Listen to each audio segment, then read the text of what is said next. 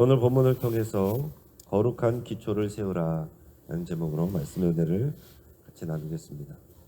여러분, 우리 민족은 빨리빨리의 민족이죠. 이 성경을 읽을 때도 기도할 때도 또 즉각적인 응답을 기다리고 눈에 보이는 결과를 원합니다.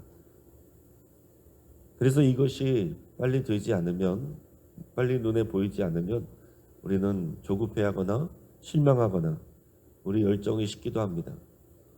오늘 우리가 나눌 학개서의 말씀은 바로 이 조급함과 거룩함 사이에서 방황하는 그 이스라엘 백성의 이야기입니다. 자, 바벨론 포로에서 돌아온 백성들이 성전 재건을 시작했습니다. 근데 어려움에 부딪히니까 우리 집부터 짓자 하면서 성전 건축을 중단했습니다. 그들에게는 이유가 충분했어요. 지금 상황이 안 되지 않느냐. 그들의 열정은 나의 집을 향했고 하나님의 집은 16년 동안이나 방치됐어요. 학개 선지자는 이들에게 단호한 질문을 던지면서 신앙의 기초를 점검하게 합니다. 하나님께서 이제 학개 선지자에게 또 계시를 주시는데 제사장들에게 율법의 원리를 물어보게 합니다. 하나님께서 학개 선지자를 제사장들에게 가서 율법에 대한 그 거룩함에 대한 원리를 질문을 하라는 거예요. 자, 첫째는 거룩함이 전이되느냐라는 거예요. 12절 말씀 읽어보겠습니다. 사람이 옷자락에 거룩한 고기를 쌌는데 그 옷자락이 만일 떡에나 국에나 포도주에나 기름에나 다른 음식물에 닿았으면 그것이 성물이 되겠느냐 하라. 학개가 물음에 제사장들이 대답하여 이르되 아니니라 하는지라. 자, 이게 무슨 말이냐면, 자, 거룩한 고기란 것은 하나님께 드려진, 그래서 구별된 고기를 말합니다. 자, 이 거룩한 고기를 사람이 옷자락에 쌌어요. 그러면 그 옷자락이 만일 떡이나 국에나 포도주에나 기름에나 다른 음식물에 닿았다면 그 음식물들이 성물이 되느냐 이렇게 물어보는 거예요. 거룩한 고기가 있는데 그게 옷에 쌌어요. 그리고 나중에 그 옷이 다른 음식물에 닿으면 음식물이 깨끗해지냐 거룩해지냐 성물이 되냐 이렇게 물어본 것입니다. 제사장들이 아니라고 그랬어요. 이게 닿았다라고 해서 거룩함이 전달되지 않는단 말입니다. 자, 그러면 부정함이 전달되냐 이걸 물어보라고 그랬어요. 자, 13절 14절 같이 읽어봅니다. 학개가 이르되 시체를 만져서 부정하여진 자가 만일 그것들 가운데 하나를 만지면 그것이 부정하겠느냐 하니 제사장들이 대답하여 이르되 부정하리라 하더라. 이에 학개가 대답하여 이르되 여호와의 말씀이 내 앞에서 이 백성이 그러하고 이 나라가 그러하고 그들의 손의 모든 일도 그러하고 그들이 거기에서 드리는 것도 부정하니라. 자, 시체를 만지면 부정하다. 이게 율법에 나와 있는 말씀입니다. 그러면 시체를 만졌어요. 그 사람이 그러면 부정해집니다. 그럼 그 사람이 다른 음식에 손을 대면 그 음식은 부정해지는 거예요. 이거는 율법에 그렇게 정해져 있는 것입니다. 율법에 따르면 이처럼 거룩함은 다른 물건으로 전달이 되지 않습니다. 그런데 악하고 더러운 것은 빠르게 전염되는 거예요. 자, 거룩함이 잘 전달이 되지 않는다. 우리의 그 거룩함이 다른 것에 전달이 되지 않는다. 이것은 뭘 얘기하느냐면 우리가 거룩한 일을 한다라고 해서 그 일 자체가 우리의 삶 전체를 거룩하게 만드는 것은 아니다라는 거예요. 자, 우리에게 적용해서 생각해 보면 우리가 주일 예배를 드립니다. 열심히 봉사도 합니다. 헌금을 드립니다. 거룩한 일을 하는 거죠. 그러나 우리 일상생활 전체가 그렇다고 해서 자동으로 거룩해지는 게 아니란 말이에요. 교회 안에서 향하는 우리 종교적 행위가 우리의 세속적인 삶의 이기심이나 부정함을 사라지게 하지 않는다라는 것입니다. 근데 더러움은 부정함은 쉽게 확산이 된대요. 이 원리로 백성들의 삶을 진단하는데 14절에서 이 백성이 그러하다. 너희가 지금 그러하다. 이렇게 말하는 거예요. 너희들의 손의 모든 일이 그러하고 그들이 거기에서 드리는 것도 부정하다. 이게 무슨 얘기냐면 백성들은 성전 재건이라는 거룩한 일을 했었습니다. 하지만은 나의 집만을 먼저 짓고자 했던 그들의 이기적인 마음과 그 부정함이 성전 재건의 모든 행위를 더럽히고 있었다라는 거예요. 그들이 수고하였지만은 그 마음이 하나님 앞에 온전하지 못하였다. 부정하였다라는 것입니다. 그래서 그들의 수고가 하나님께 인정받지 못했고 그 결과로 너희들이 수고를 해도 흉년과 재앙을 겪게 된 것이다. 이거를 말씀하시는 겁니다. 자, 하나님 앞에 온전히 마음을 드리고 어떤 일들을 하더라도 그 마음으로부터 동기가 거룩하고 하나님이 기쁘시게 되는데 그 마음을 잃어버리고 몸만 움직이는 거예요. 그러나 그렇다고 해서 거룩해지지 않는다. 근데 우리 더러워진 마음이 오히려 우리 삶을 거룩하지 못하게 부정하게 만든다. 더러운 것이 우리 안에서 나와서 우리의 삶을 더럽힌다. 그렇게 말씀하시는 겁니다. 그러니까 겉모양, 겉으로 하는 것들이 우리를 거룩하게 하지 못한다. 반대로 우리 안에 더러운 것들이 우리가 하는 모든 것을 더럽게 한다. 라는 것이에요. 자, 겉모양은 우리가 목회자입니다. 중직자입니다. 교회를 잘 다니는 성도들입니다.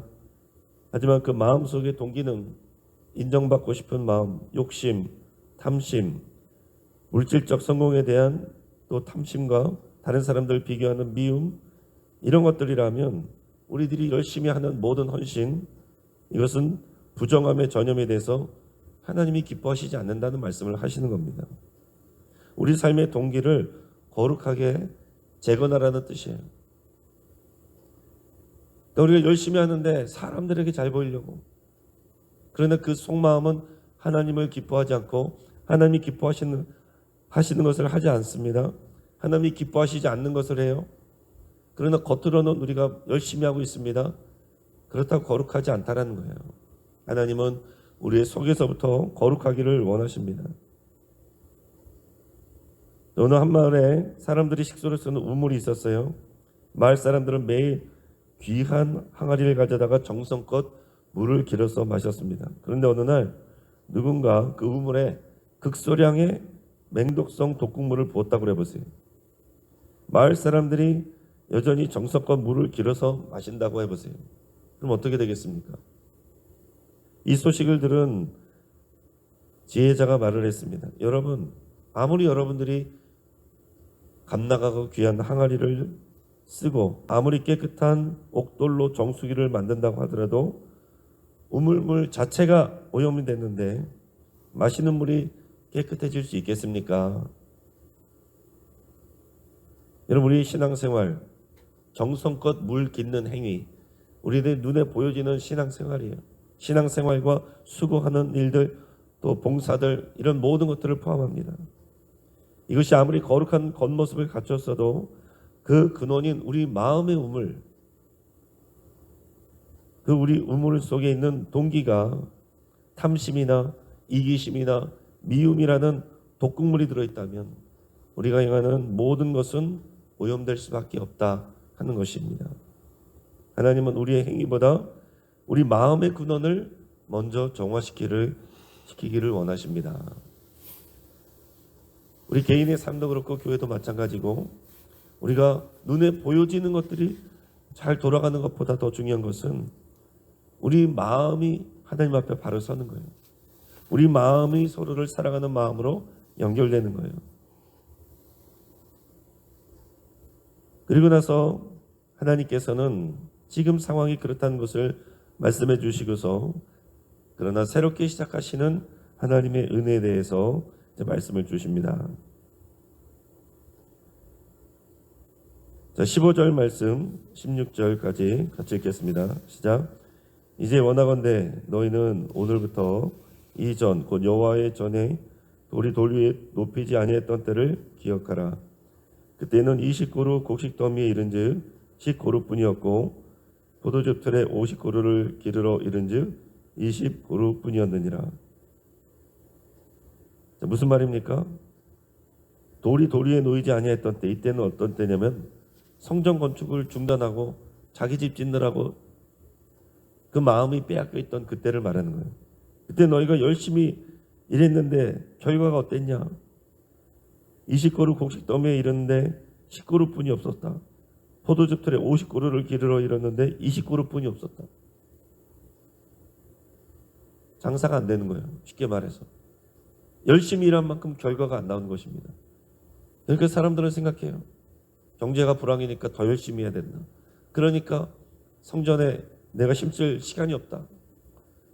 하나님께서 반대로 말씀하시는 거예요. 17절 같이 읽어봅니다.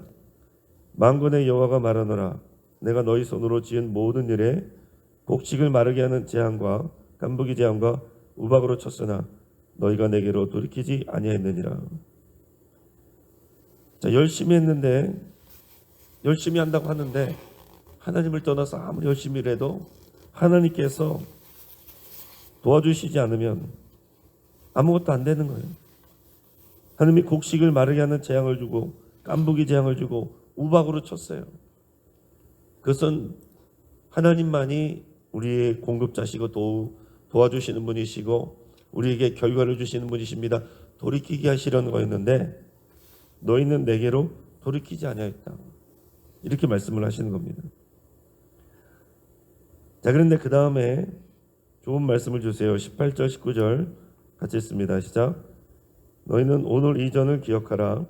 아홉째 달 24일 곧 여호와의 성전지대를 샀던 날부터 기억하여 보라. 곡식 종자가 아직도 창고에 있느냐? 포도나무, 무화과나무, 석류나무, 감람나무에 열매가 맺지 못하느니라. 그러나 오늘부터는 내가 너희에게 복을 주리라. 아멘. 자, 오늘 이전을 기억하고 그러나 여호와의 성전지대를 쌌던 날부터 다시 기억해보라. 그러니까 너희 마음이 하나님께서 떠나 있었고 너희 집을 짓는 일에 힘쓰고 있을 때를 기억해보고 그러나 이제부터 너희가 하나님께 마음을 드리고 하나님을 우선으로 하고 성전을 재건하고 너희들의 예배를 새롭게 하고 그렇게 하는 오늘부터 새롭게 기억하여보라. 오늘부터는 내가 너에게 복을 주리라. 이게 하나님의 마음입니다. 하나님은 복 주시기를 원하시는 거예요. 근데 우리가 복을 받기 위해서는 복을 받을 마음의 준비와 믿음의 준비가 되어야 돼요. 그거를 스스로 말씀 가운데 하지 않으면 재앙도 주시는 겁니다. 징계도 주시는 거예요. 근데 돌이키지 않았다라고 그러는 거예요. 잘 생각해 보라는 것입니다.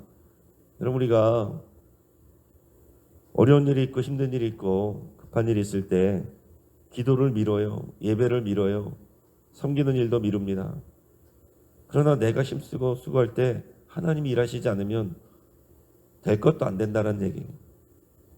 그러나 하나님 앞에 먼저 우리가 우선순위를 드릴 때 하나님이 길을 열어주시면 안 될 것도 됩니다. 하나님께서 이것을 말씀해 주시는 거예요.